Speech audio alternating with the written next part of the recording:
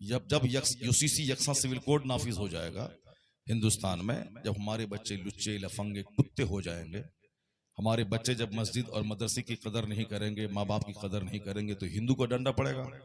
जिस तरह वो पुलिस वाला 4 मुसलमान बच्चे को मार दिया, वहां इमाम साहब को काट दिया, परसों अहमदाबाद रेलवे स्टेशन पे दाढ़ी वाले को होमगार्ड लाठी मार के उसको जख्मी कर दिया।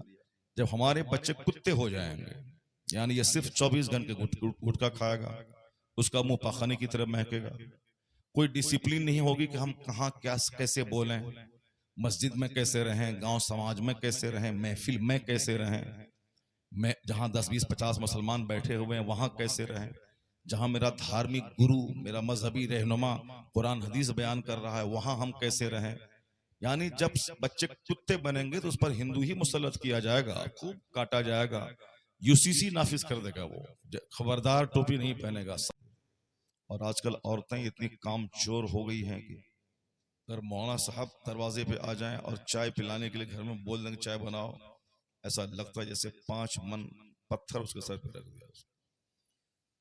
पहले ज्वाइंट फैमिली थी, हम लोग अपने अपने खानदान में देखे हैं एक एक 100 आदमी का खाना बनता था, 5 भाई हैं, 5 की बीवियां हैं, 5 के बच्चे हैं, सब ज्वाइंट हैं, सबको जोड़ लें तो 100 आदमी।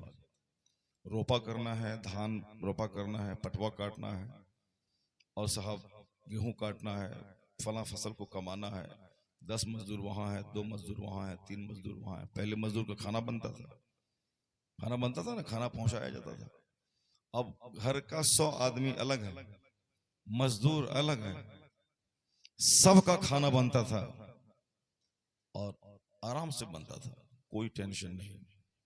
लेकिन यहाँ 3 सारे लोग अब अलग अलग झोपड़ी बना लिया, 5 भाई है, शादी हुई 5 दिन के बाद ही हांडी अलग हो गई। हमारे गांव में 2 भाई वाला सब शादी हुई 10 दिन के बाद दोनों अलग हो गए। एक आंगन में रहना मुश्किल है। वो तो हमारी फैमिली है, हम 5 भाई से हैं, 5 भाई की शादी हुई और हमारी डबल शादी है, तो अब 5 और 1 6 बीवी हो गई, 6 औरतें।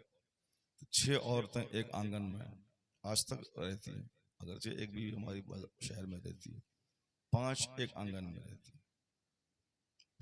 हमारे शादी के हो गए 30 साल, हमारे छोटे भाई की शादी के हो गए 22 साल, उसके बाद शादी के हो गए 18 साल।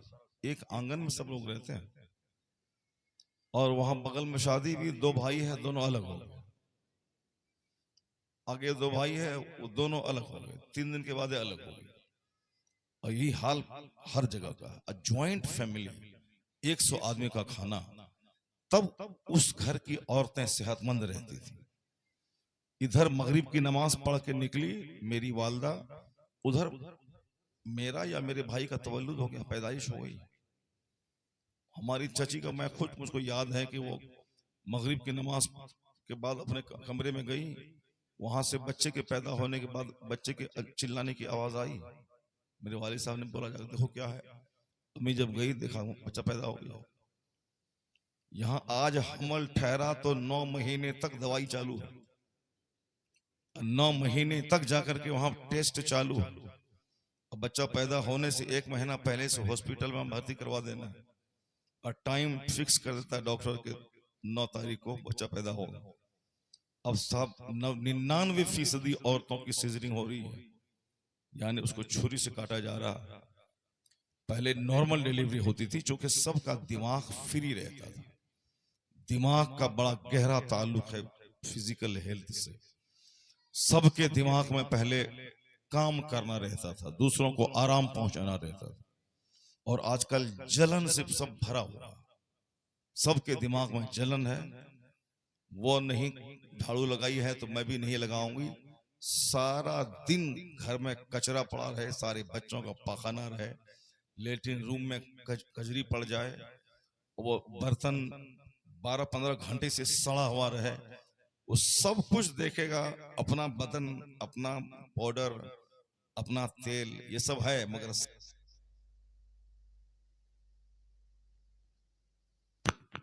सामने पखाना है, उधर मुर्गी का, उधर बकरी का, उधर गाय का, उधर बच्चे का पखाना है।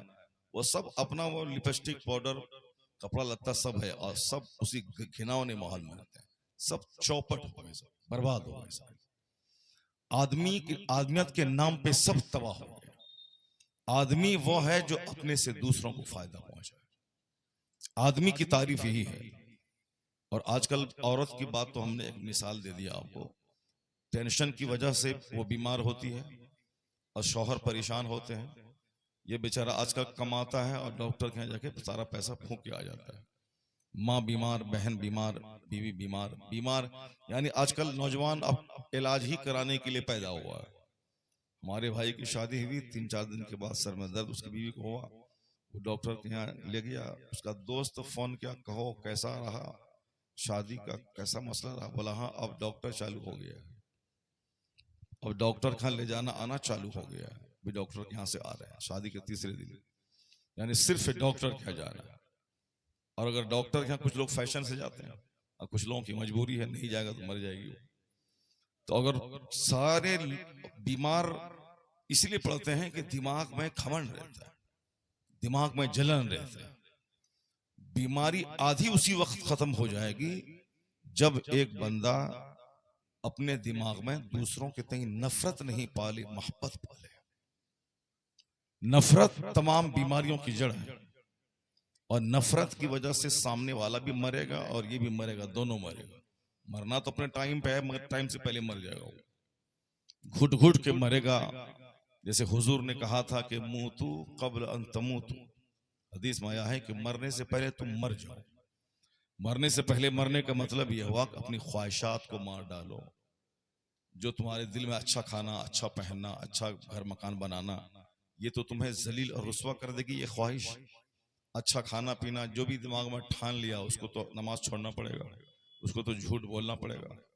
घर बनाना है 10 लाख का, उसको तो 1000 नमाज छोड़नी पड़ेगी, उसको 1 लाख बार झूठ बोलना पड़ेगा, दूसरों को ठगना पड़ेगा, उसको बिजनेस में झूठ बोलना होगा, दूसरों की जमीन हड़पना होगा, उसको ज़कात नहीं देनी होगी, ज़कात देगा तो सारा पैसा निकल जाएगा, कुर्बानी किसी न किसी बहाने से उसको छोड़ देना होगा। यानी कई करोड़ गुनाह होते हैं तब जाके एक घर बनता है, कई गुनाह होते हैं तब जाके आदमी अपने पेट में बिल्कुल नई नई ग़िज़ा डालता है। और अगर कोई गुनाह से बचना चाहे कि मैं कोई गुनाह नहीं करूंगा, तो वह स्वर नमक और रोटी पे राजी हो जाए, वो अपने जमाने का कुतुब हो जाएगा। सुभान अल्लाह, अपने जमाने का कुतुब हो जाएगा। वह भैया कहाँ जा रहे हो, हटो। जलसा जुलूस, अभी हम 15 दिन लगातार तकरीर करके आए, 15 दिन, एक दिन भी छुट्टी नहीं। और आधा घंटा 1 घंटा नहीं, 3 घंटा 2.5 घंटा बोले। परसों मस्जिद में तकरीर थी और ये था कि 1 घंटा पौने घंटा बोल के चले आएंगे, लेकिन गए वहां 2 घंटे से ज्यादा तकरीर हो गई। उसके बाद भी पब्लिक कहती थी कि 1 घंटा और बोलिए। कैसे लोग हैं वो? बेंगलोर के लोग हैं, 50 लाख की गाड़ी उन लोगों के पास है, 50 लाख का बंगला उनके पास है। मस्जिद देखो तो हमारे इलाके की 100 मस्जिद में वो इंतजाम नहीं जो वहां की एक मस्जिद में। अंदर घुसने के बाद लगता है कि मस्जिद में घुस गए। पेशाब पाखाना, टाइल्स, मार्बल, अंदर में एसी, गर्मी जाड़े के मौसम के लिए गीजर, कालीन, खूबसूरती, साहब महंगा महंगा तोगरा। तो ये सब है और हम लोग खाली अपना घर भी ठीक से नहीं बना पाते हैं, अपना लेटरिन बाथरूम भी ठीक से नहीं बना पाते। हमें याद है बरेली शरीफ के बुजुर्ग इस इलाके में आते थे तो लिहाफ दूसरे के यहाँ से मांग के लोग उड़ाते थे, याद है ना आपको? आज जब दरवाजे पे आ गए तब जाकर के दोस्त खूटा गाड़ो और खंती से पाखाना बनाओ और कपड़ा घेर करके तब हजरत बोले हम बाथरूम जाना है, नमाज पढ़नी है। हुजूर के बाथरूम तैयार हो रहा है, बाथरूम बनाने में लगता है 5 महीना 4 महीना, और यहाँ 5 मिनट में बाथरूम तैयार होता था पहले। इसीलिए कोई बड़ा मौलाना बिहार और बंगाल में आना नहीं चाहता है। हुजूर कायदे मिल्लत को कहें, शिवरामपुर आए थे और उनसे कहें कि आप चलिए बिहार, तो 50 बार सोचते हैं, बंगाल चलिए उत्तर दिनाजपुर 50-100 बार सोचते हैं। सरकार ताजुल शरिया अमेरिका से लेके गुजरात तक के देहात शहर सबका दौरा किया, कहाँ नहीं गए, मगर उत्तर दिनाजपुर के नाम से खामोश हो जाते, बिहार के नाम से चुप हो जाते। अब 1000 लोग खुशामद करें, 10, 20, 50 लोगों की पैरवी लगाएं, कुछ नहीं। क्यों? बिहार पहले आते थे, ये कष्ट उठाया ये सब। जायनमाज नहीं है घर में नमाज पढ़ने देने के लिए, दस्तरखान नहीं है खिलाने के लिए, और मकान है अगर 10 लाख का तो बाथरूम रूम ही नहीं है, खेत में जाइए। वो तो अब थोड़ी सी बेदारी आई है, बाहर देख देख करके हमारे नौजवान बच्चे सब बाहर काम करते हैं, वहां से आ करके अब अपना घर बाद में पहले बाथरूम पहले बनाना चाहते हैं। मस्जिदों में बाथरूम का रिवाज ही नहीं था, वजू खाने का रिवाज ही नहीं था, अब धीरे धीरे हो रहा है। मैं ये कह रहा था कि नफरतों ने हमको जला दिया, चिढ़ और जलन ने हमको आदमी ही नहीं छोड़ा। आदमी वो है जो अपने से दूसरों को फायदा पहुंचाए, इसको हमेशा गिरह बांध के रखिएगा। आदमी की परिभाषा यही है, आदमी वो है जो अपने से दूसरों को कष्ट ना पहुंचाए, मिनिमम लेवल ही, वरना आला दर्जे का अखलाक है कि हर आदमी अपनी जिंदगी से दूसरों को फायदा पहुंचाए। और रोजाना आप देखें गौर करके कि मैं अपने से दूसरों को क्या फायदा पहुंचाया, अपने दामाद को क्या पहुंचाया, समधी को क्या पहुंचाया, पड़ोसी को क्या पहुंचाया, बीवी को मुझसे क्या फायदा मिला, बच्चों को क्या मिला, पड़ोसी को क्या मिला। मैं बस से सफर कर रहा हूं, बूढ़ा आदमी लाठी के सहारे खड़ा है, मैं कड़ियल जवान सीट पर बैठा हूं, वो आदमी है। वो आदमी वही है जो अपने से दूसरों को फायदा पहुंचाए। और इसलिए बहुत सारे स्टेट में लिखा रहता है कि आप अपने से बुजुर्गों की जगह खाली कर दीजिए। आदमी वही है जो अपने से दूसरों को फायदा पहुंचाए। इसको कहा जाता है कि खैरुन्नास मय्यनफउन्नास, जो हदीस में आया है। आज सारे लोग कहते हैं कि the best man among you is one who is profitable for others. तो मैं सबसे बेस्ट वो है अच्छा आदमी जो दूसरों के लिए लाभदायक हो, हानिकारक ना हो, दूसरों को अपने से लाभ पहुंचाए। ऐसा नहीं खाली ये मर्दों के लिए कानून है, औरतों के लिए नहीं है। औरतों के लिए ये कानून है, अगर जिस दिन औरत अपने से दूसरों को फायदा पहुंचाने लगे तो बूढ़ी हो जाएगी मगर कभी घर नहीं टूटेगा। या घर टूटता इसीलिए है कि वो हम लगाएंगे झाड़ू, वो क्यों नहीं लगाएगी? वो बड़े बाप की बेटी है क्या? वो नवाब की बेटी है क्या? यानी वो लगाएगी तब हम लगाएंगे। औरतों को 1 करोड़ रुपए का जेवर दे दें, वो कभी सीधी नहीं होगी। 2 दिन सीधी रहेगी, तीसरे दिन फिर टेढ़ी हो जाएगी। उसको 50 लाख रुपया उसके हाथ में दे दीजिए और आप मुतमईन हो जाइए कि हमारी बीवी अच्छी हो गई, 3 दिन के बाद उसी हालत पर रहेगी जहां पहले थी। वो इनको सीधा करने के लिए ना जेवर है ना रुपया है, कुछ नहीं। वो जिस दिन जेवर दीजिएगा उसी दिन अच्छा से अच्छी चाय बना के पिलाएगी, और 2 दिन के बाद फिर आप समझ लीजिए, आप जिस दिन वो ईद का कपड़ा उनके मन के मुताबिक ला के दिया आपने कलर वाला, उसी दिन वो ठीक रहेगी, और 3 दिन के बाद फिर बिगड़ जाएगी। गिरगिट की तरह रंग बदलती है। इसलिए इनको सीधा करने का एक रास्ता, सिर्फ एक रास्ता और कोई रास्ता नहीं। मारपीट से भी काम नहीं चलेगा, आप मारिएगा आप जेल चले जाइएगा। हमारे गांव में एक लड़का बोला अपनी बीवी से, तुम बहुत जबान चलाती है, तुमको मार के ठीक कर देंगे। वो लड़की क्या बोली, उनकी शादी हम करवाए, उसका अगवा हम थे, हम ही रिश्ता लगवाया। वो हमारे पास कंप्लेन किया, वो कौन, लड़की का जो ससुर था, वो हमसे कंप्लेन किया कि देखिए क्या क्या हुआ।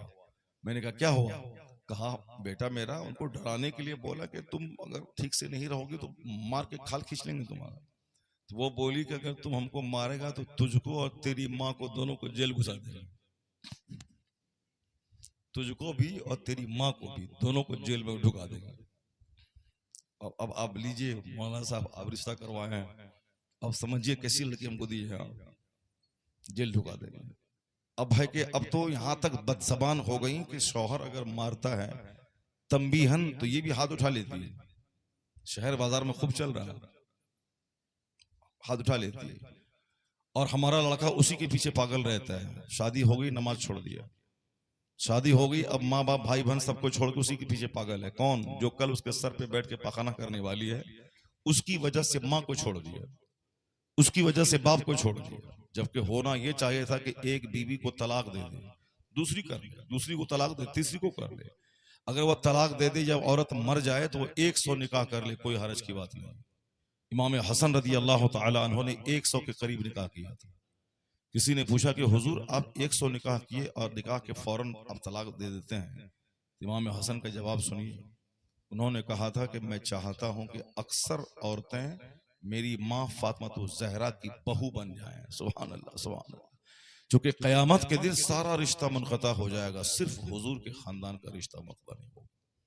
अब जब ये फातिमा ज़हरा की कनीज बन जाएंगी तो फातिमा ज़हरा जन्नत की मालिक है, जन्नत की औरतों की सरदार हैं वो।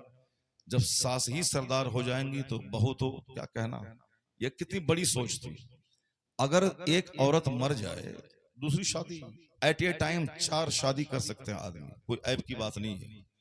अभी कल रात में बेंगलोर में था, एक आदमी मेरा मुरीद है, वो आया, कहा कि हजरत हमारे पड़ोस में एक लड़की है, उनको 4 बेटी है, उनका शौहर दूसरी शादी करना चाह रहा है और वो कहता है कि तुमको भी मैं रखूंगा, तेरे 4 बच्चों को मैं पालूंगा, मगर मुझको शादी करने दो वहां जहां मैं चाह रहा हूं।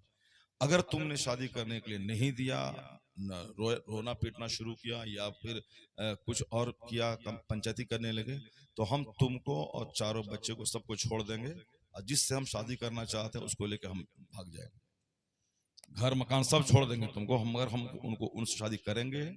और अगर तुम करने दोगे शादी उससे तो फिर जैसे तुम मेरी बीवी हो, बीवी रहोगी, बच्चे हमारे हैं, सारी प्रॉपर्टी हमारी है, उसमें तुम्हारे नाम भी कर देंगे, बच्चों के नाम कर देंगे आराम से, अगर शादी करने दोगी तब।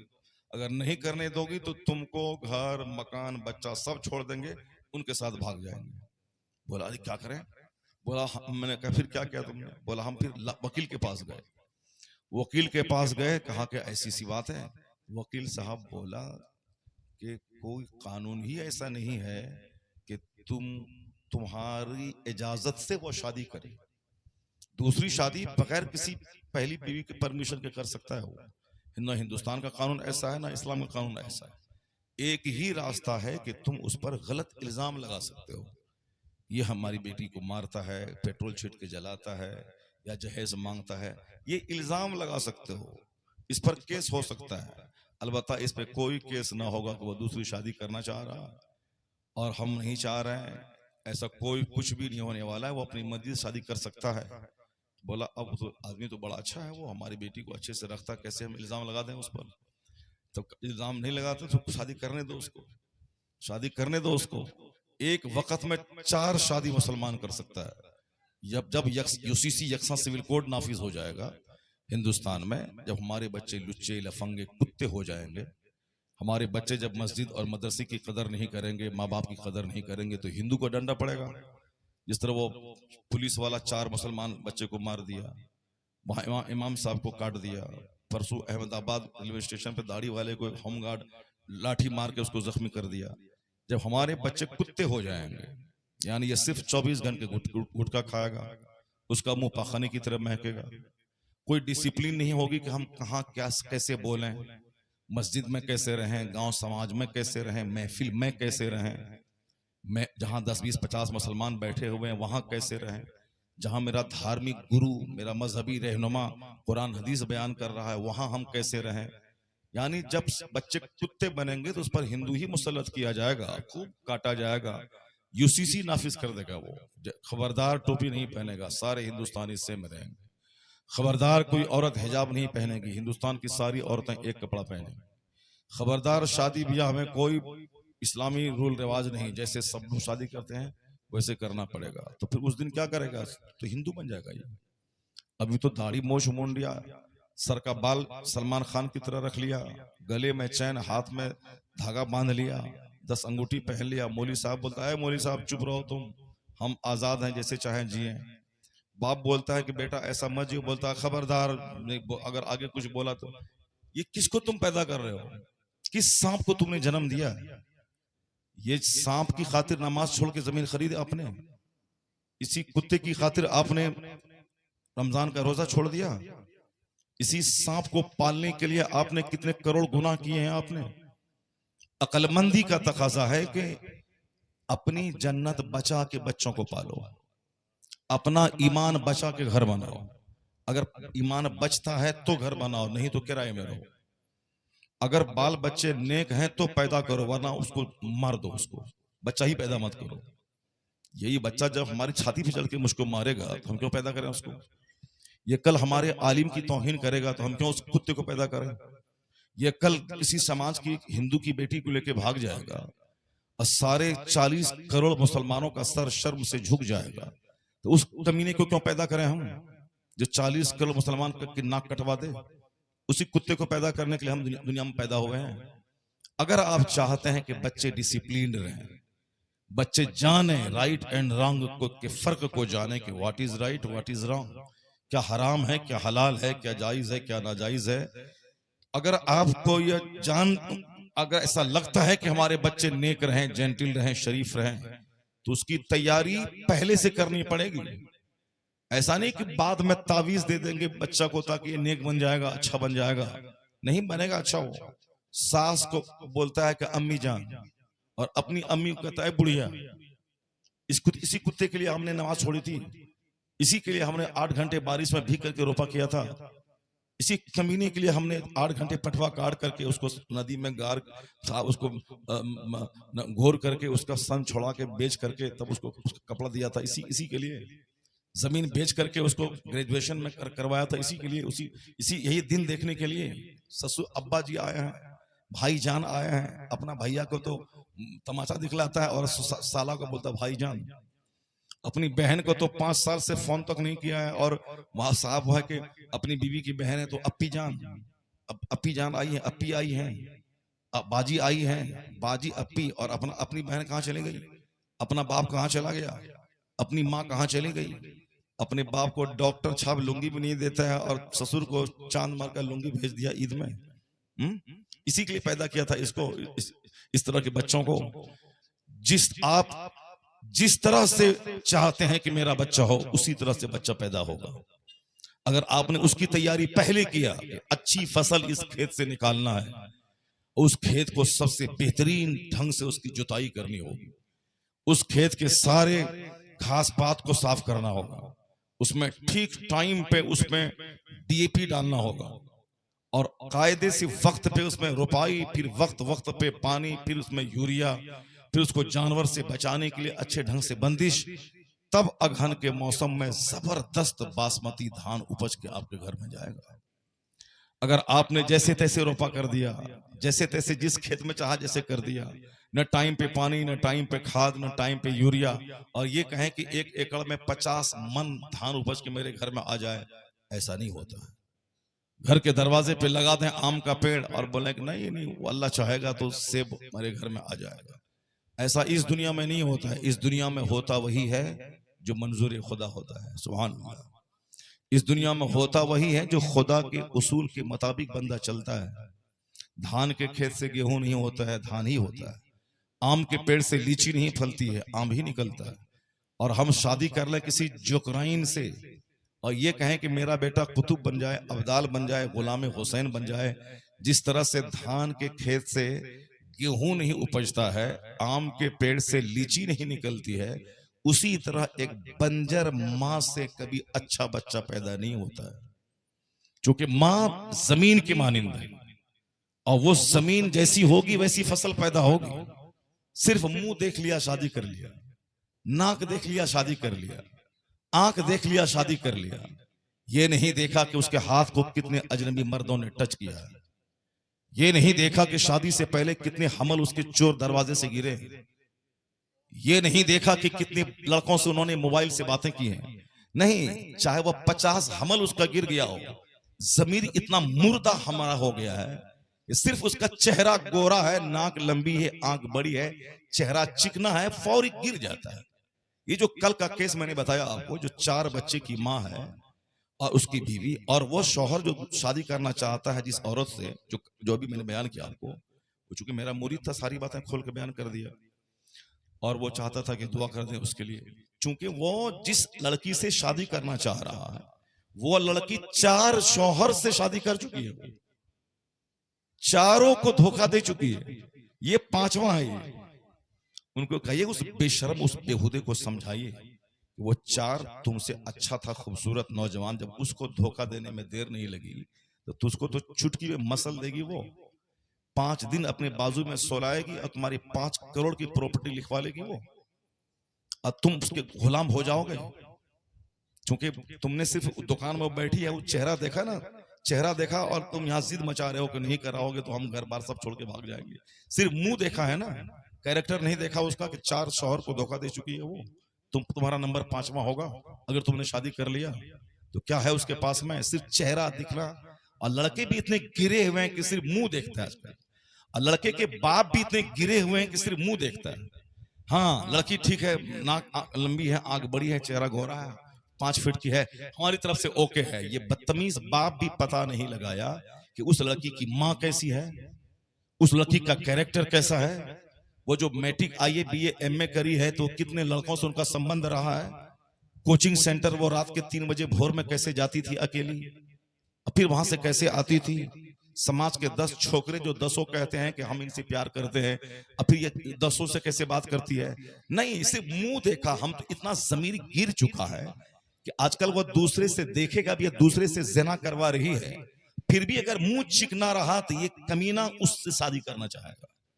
यानी अब कुछ नहीं देखना, सिर्फ मुंह देखना। जैसे खाना, खीर है, आम है, पुआ है, ये नहीं इसमें कुत्ता मुंह डाला है कि सुअर मुंह डाला है कि कुत्ता पेशाब किया है, कुछ नहीं। पुआ और खीर है, हप हप खाते रहना। यही हाल है। इतना जमीर कम मर चुका है, जबान का चटखारा इतना ज्यादा तेज हो चुका है कि सिर्फ लबर लबर अच्छा खाना चाहिए। वो चाहे हराम से है कि हलाल से है कि सूद का है कि लौटी का टिकट बेच के है कि ठग के है कि गसब करके है, कुछ नहीं, सिर्फ दस्तरखान चिकना होना चाहिए। और लड़की वो कौन क्या कहां, कौन क्या कितना तलाश करेंगे हजरत, कौन कितना। आजकल सब ऐसे ही करता है तो कहीं मिलेगा ऐसा नहीं। जो है जो हुआ हुआ, शादी से पहले हुआ, अब शादी के बाद नहीं होगा। इतना जमीर मर गया। इतना याद रखना, अभी जो बच्चे चिल्लाते हैं जलसे में, अभी जो बच्चे मस्जिद नहीं आते हैं, अभी जो खानका का नशा मुर्दा हो गया, अभी जो सारे माँ बाप आमिल के पास जाके तावीज ला के देते हैं कि ताकि मेरा बेटा मेरे बस में रहे, ये सब जो हो रहा है सिर्फ इसीलिए हो रहा है कि हमने आम का पेड़ लगा के चाहते हैं कि उसमें से सेब निकले और तावीज उसमें डालते हैं। 1 करोड़ तावीज आम के पेड़ में डालो तो वहां से सेब नहीं निकलेगा। तावीज देने वाला पागल हो जाएगा और जो तावीज लाया 1 करोड़ तावीज, वो पागल हो जाएगा, मगर आम के पेड़ से सेब नहीं निकलेगा। ऐसा नहीं होता है दुनिया में कि आम का पेड़ लगा के तावीज डाल के वहां से सेब निकाल लें।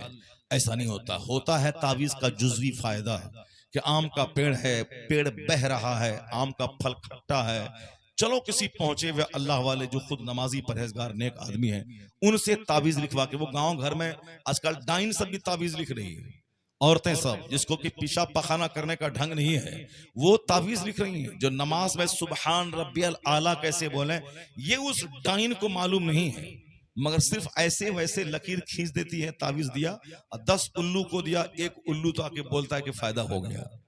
1 उल्लू आके बोलता, अब वो दूसरे उल्लू से बोला, चौथे उल्लू से बोला, अब रोजाना कम से कम 5 उल्लू की भीड़ लग गई। अब साहब को पैसा सब देने लगा, घर मकान गाड़ी सब बना लिया।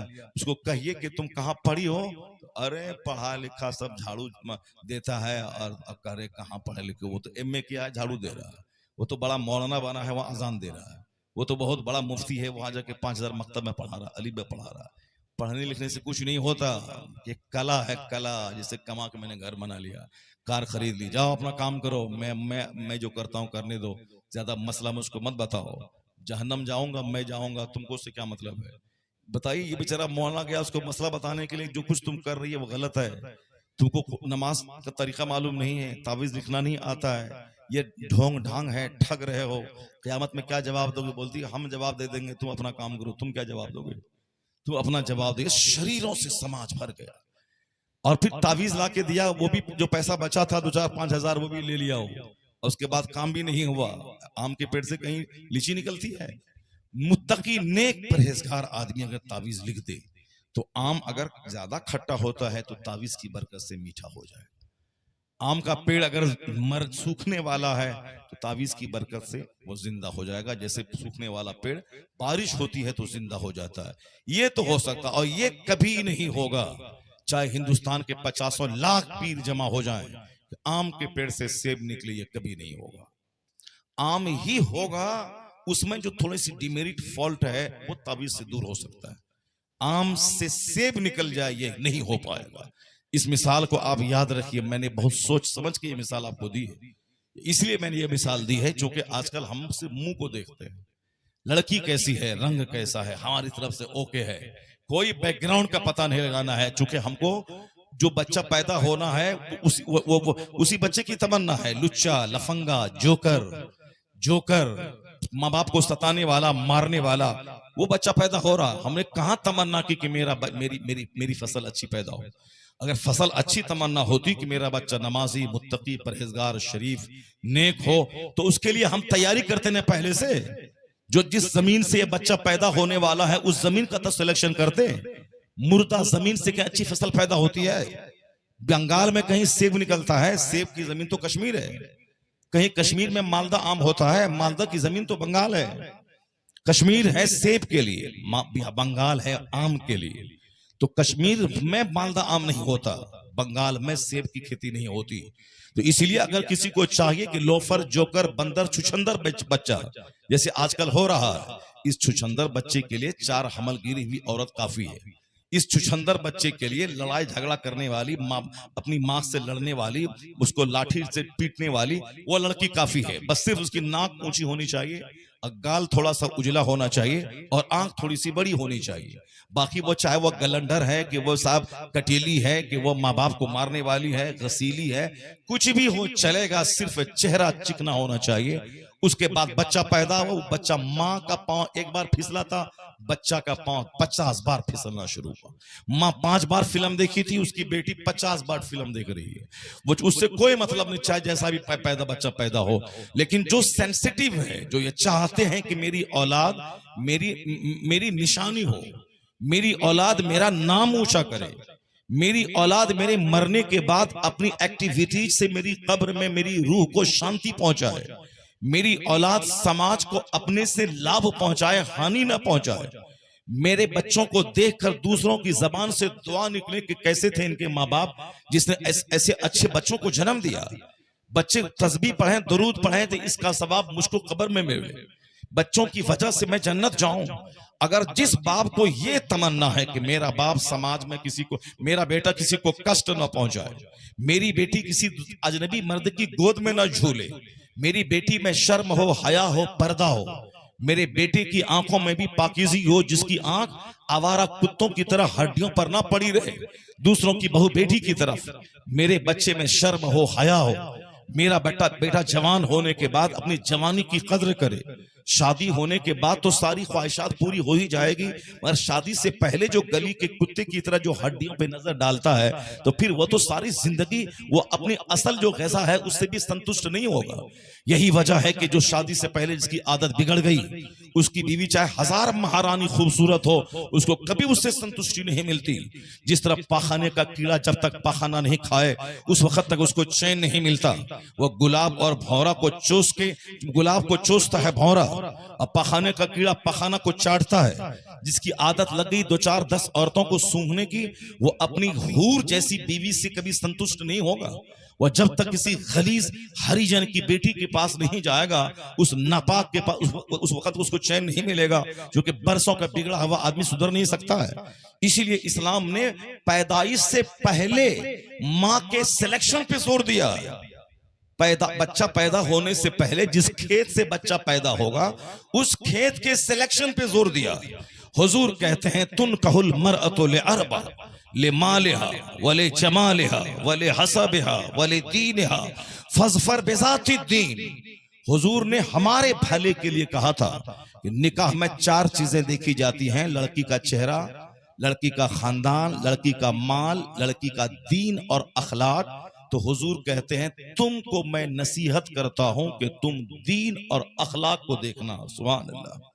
यानी तुम सिर्फ खानदान, सिर्फ चेहरा, सिर्फ माल मत देखना। 10 लाख आएगा कि नहीं आएगा, 10 लाख तो आज आएगा कल खत्म हो जाएगा, चाट के खा लेगा।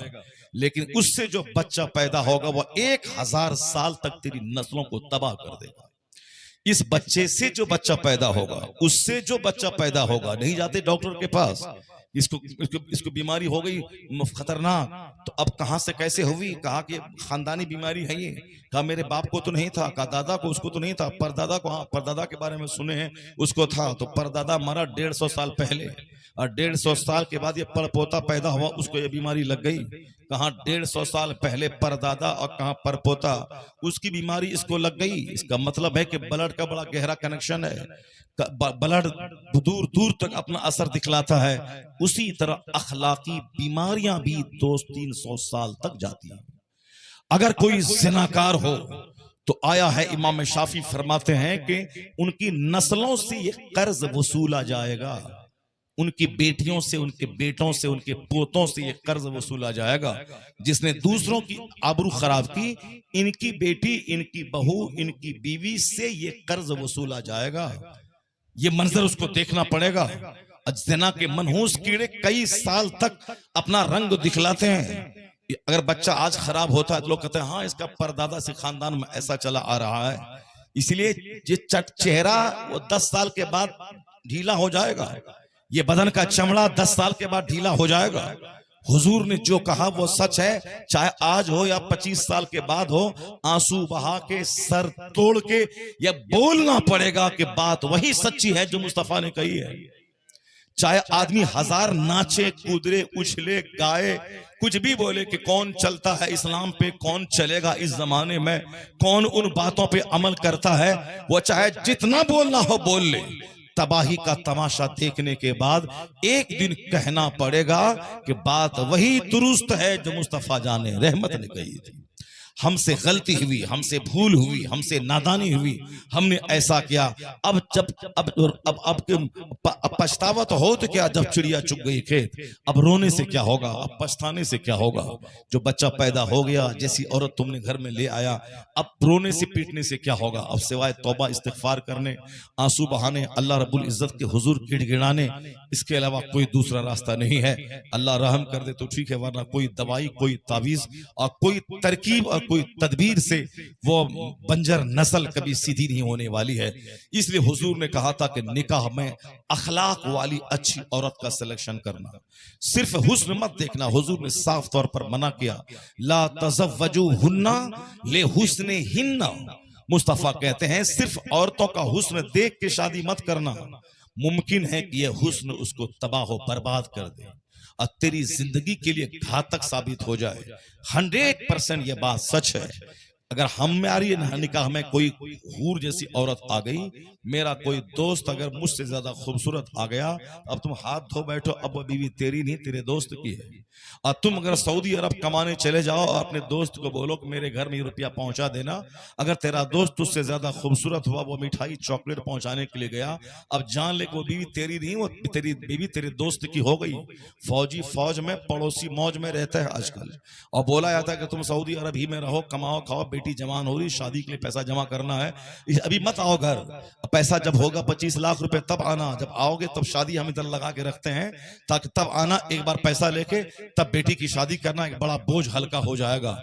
ये सिर्फ चतुराई उसकी है कि शादी के नाम पे वह शौहर को वही वो 5 साल रखवाना चाहती है, क्योंकि सारा ऐब इसका ढका रहे, छुपा रहे, खुले नहीं। क्योंकि जो जो उसके घर में किराएदार रहता है, उसी किराएदार से वो अपने शौहर का सारा काम ले रही है।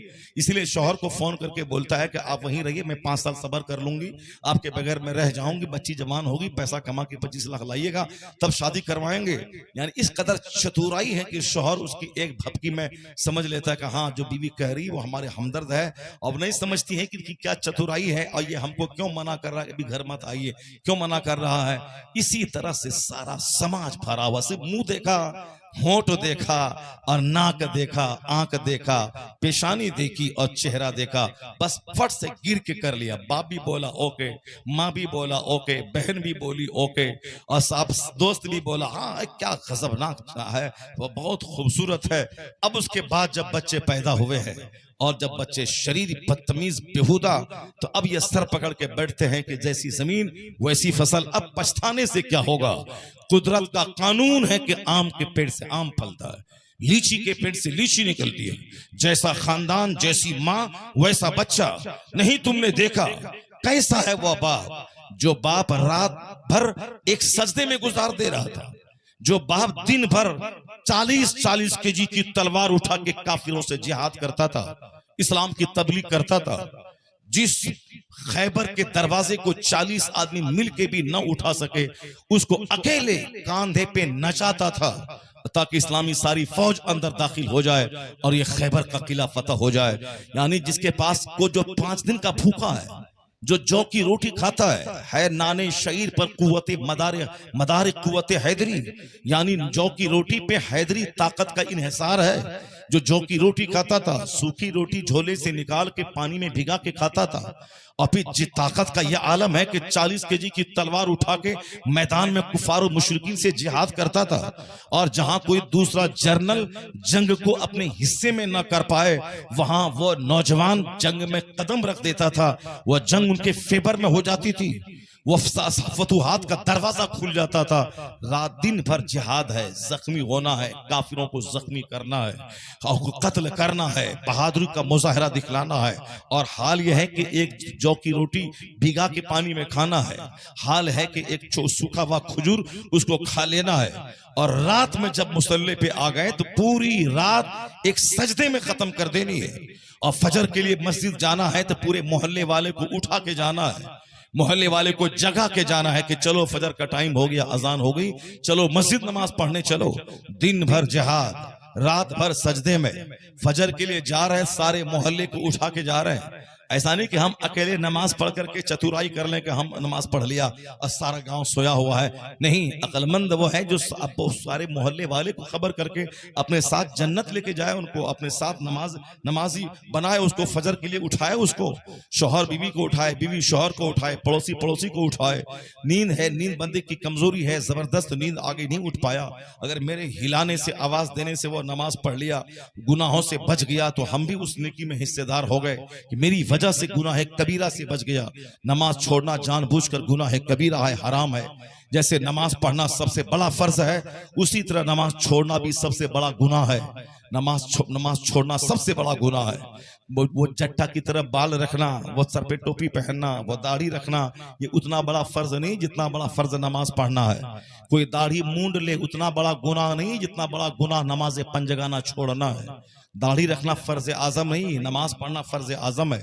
और जो फर्ज आजम को छोड़े उसको गुनाह आजम है वो। इसलिए समझना पड़ेगा कि क्या जायज है, क्या नाजायज है, क्या कम हल्का दर्जे का गुनाह है, कौन बड़े दर्जे का गुनाह है। शराब पीने से भी बड़ा गुनाह है नमाज पंजगाना छोड़ना।